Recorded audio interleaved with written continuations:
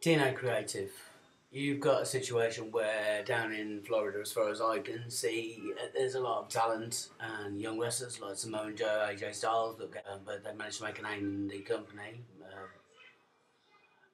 being money, in a way that they probably couldn't have got across so quickly with WWE. I don't really want to focus on that too much to start with, and you'll see why. I want to focus on their main event scene. Their main event scene, since the main event Mafia predominantly came along, has been all about retirement home for ex-legends. Mick Foley turning up, you get Hulk Hogan turning up, you get Eric Bischoff turning up, you get Ric Flair turning up, you get Sting turning up.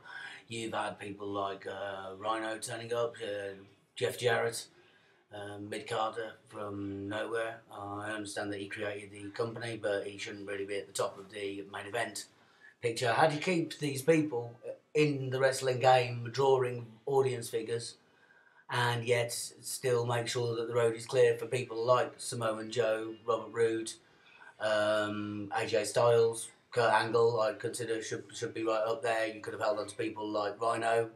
You could have developed people like Jay Lethal. The list kind of goes on and on with the TNA originals. There's people like also Bobby Lashley, who obviously wanted to carry on with his mixed martial arts thing, but he could have been in that picture at least for a while. And you keep that running if you've got all of these old guys like Kevin Nash, bringing in Scott Hall, covering up the top like it's an ex-WCW collection retirement home.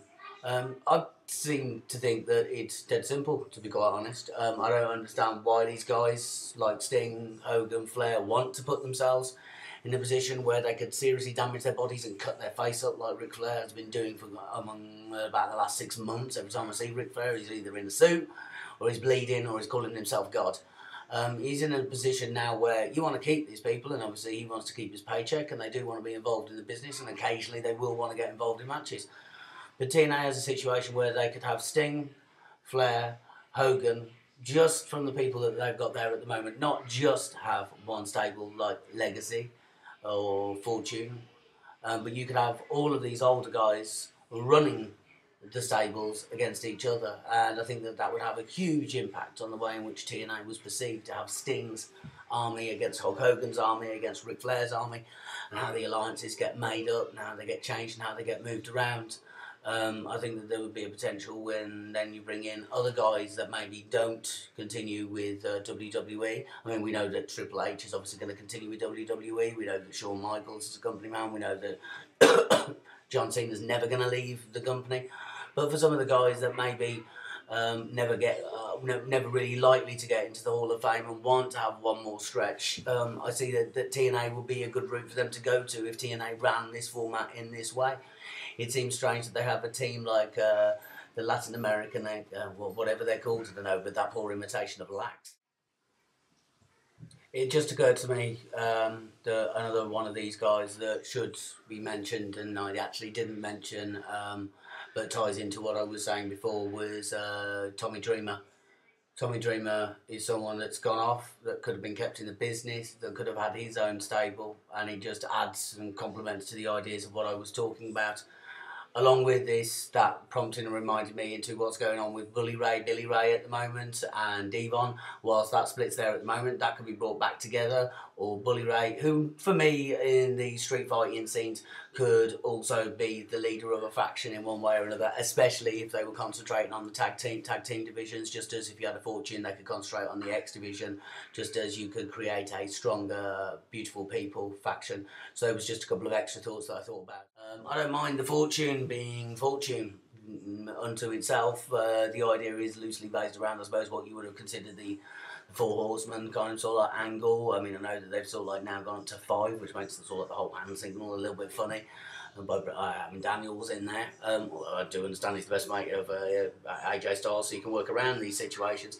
But I don't quite understand why, when they've got someone like Mick Foley on their books, that they don't know what to do, why they don't have the hardcore fraction, why they don't have the Playboy fraction with Ric Flair, why they don't have the Heroes or the Legacy fraction with Hulk Hogan, however you want to play him at the time, and Sting running his own like crazy mob, sort of like almost, I suppose, like a better version of what they tried to do with him with Vampiro. Vampiro and him was a complete disaster because they were trying to create a carbon copy, but taking characters around Sting that react like Sting, have those same kind of similar features. I mean, an example for Mick Foley would be to immediately take an Abyss out of Legacy as quickly as possible.